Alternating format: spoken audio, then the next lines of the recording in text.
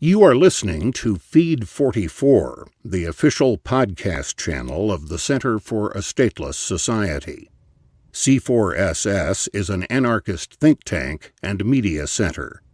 For more information, please visit c4ss.org. Liberty or Authority, A Useful Political Spectrum, by David S. D'Amato, published on C4SS May 19, 2015. Read by Delikta. Conservatism and libertarianism don't belong together. Even in cases where conservatives are using the same rhetoric as libertarians, they too often don't mean anything like what we mean. Their free market is an apologetic for the economic status quo and global corporatism. Their equality before the law is reserved only for traditionally privileged in-groups. Think of the debate on same-sex marriage. Their limited government would still retain a massive military-industrial complex and national security apparatus. Their individual rights extend only up until you want to smoke a joint or end a pregnancy. Romantically, turned backward to some imaginative time of American freedom, conservatives may at times seem libertarian, but their position is essentially traditionalist. It is perceived American traditions, the good, the bad, and the ugly, that conservatives really hold dear, regardless of the values upon those perceived traditions were based. Libertarians, in contrast, value human liberty, and while we may get to this position using a wide variety of different, often conflicting philosophical pathways, it is a liberty that we value most in assessing polities and systems of political theory. Political identifiers and terminology are often nebulous. Terms like conservative, liberal, and right-wing meaning a host of different things to different people. Without arguing that all positions now dominating left-wing are libertarian, certainly they are not, I want to suggest that, any way we look at it, libertarianism belongs to the political left. I premise this argument on a suggested definition of left-wing that says a left-wing political position is one that challenges the existing state of things by advancing some concrete change, often focusing on class divisions, among other divides, as sources of injustice and therefore often adopting, in one way or another, a populist quality. We cannot facilely equate left-wing with liberal, for the latter subsumes too many irreconcilable definitions in its own right. Neither can we claim that left-wing is synonymous with socialist. That word suffers the same definitional problems as liberal. We can say that liberalism and socialism are aspects and examples of historical leftism, which, in its essence, submits an attack on the injustices and deficiencies of the status quo, defined politically, economically, and socially.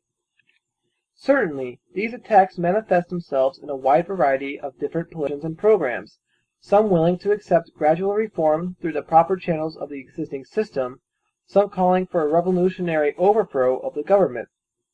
Sometimes, left-wing movements and philosophies are libertarian, like the various forms of libertarian socialism abounding. Often, they are authoritarian, like China under Mao's Communist Party. Similarly, right-wing movements and philosophies may be more or less libertarian, though arguably right-wing libertarianism is an oxymoron, a form of deviationism that misapprehends the empirical causal relationship between freedom, as such, and prevailing power structures, cultural norms, and distributions of wealth, etc.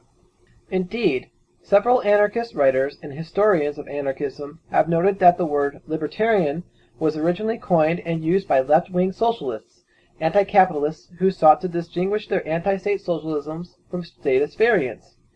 As the English historian Peter Marshall writes, in anarchist circles it was first used by Joseph de Jacques as the title of his anarchist journal, Les Libertaires, Journal de Mouvement Social, used, as it often has been since, as a synonym of anarchist.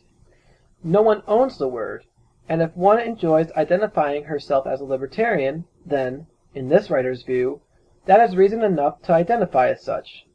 We may, however, wonder whether right-wing libertarians, conservatarians, and the like are aware of the word's historical association with the utmost extremes of the political left, specifically socialism.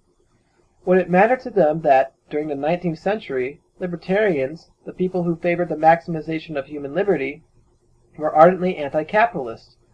It is paradoxical, perhaps, that the group identified by virtually all mainstream commentary as sitting on the extreme right of the political spectrum, libertarians, have embraced a favorite label of the extreme left.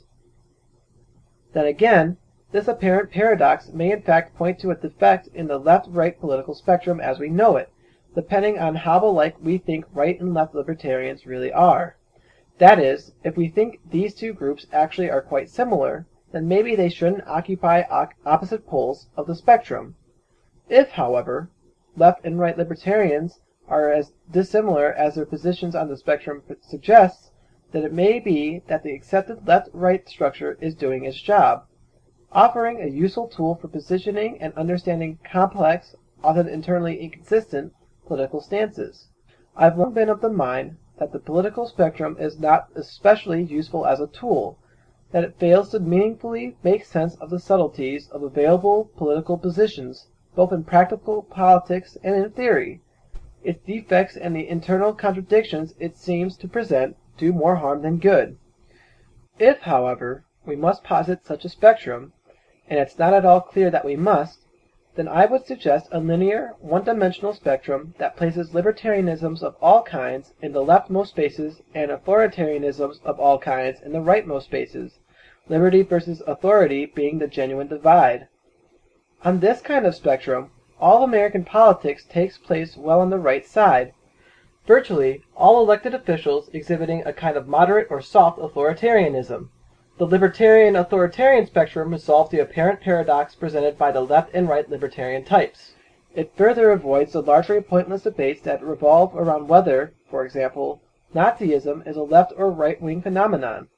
Why can't Nazism be both an offshoot of socialism and unambiguously right-wing, meaning authoritarian?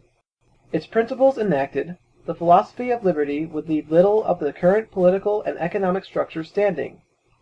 Libertarianism cannot, therefore, be classified with conservatism. How, asked Aubrey Herbert, can the taking away from a man his intelligence, his will, his self-guidance be anything but evil?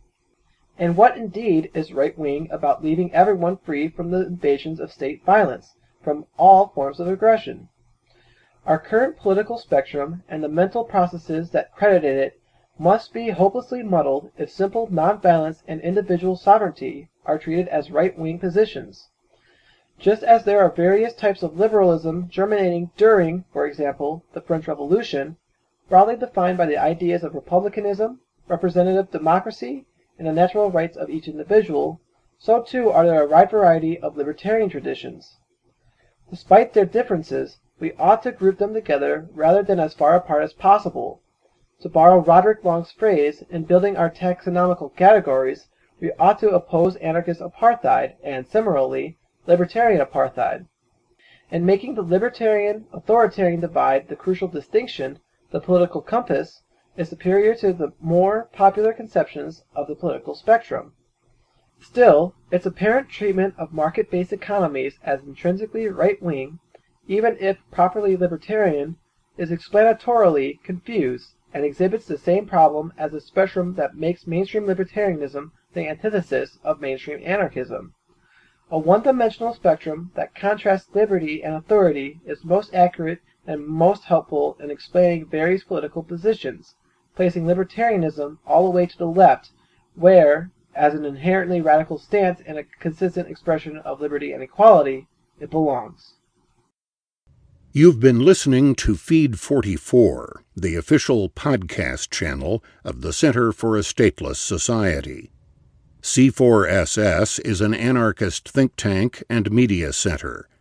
For more information, please visit c4ss.org.